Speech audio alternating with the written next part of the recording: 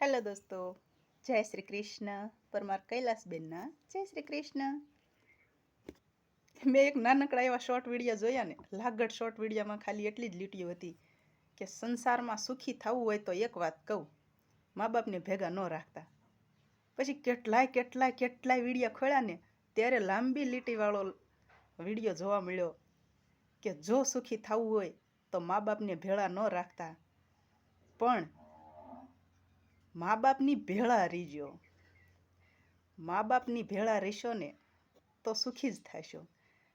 કારણ કે તમે કોઈકને એવું કહેશો ને કે મારા મા બાપ મારી ભેગા છે, તો મા બાપને એમ થશે કે મારું આવડા મોટા અમે કર્યા અને અમે એની ભેગા કેવી રીતે. આપણે આપણા મા બાપની ભેગા છે એમ કહેવાય કે ભાઈ અમે અમારા મા બાપની ભેગા છે એમ. સુખી થવું હોય તો મા બાપની ભેગા રહેજો, મા બાપની ભેગા ન રાખતા.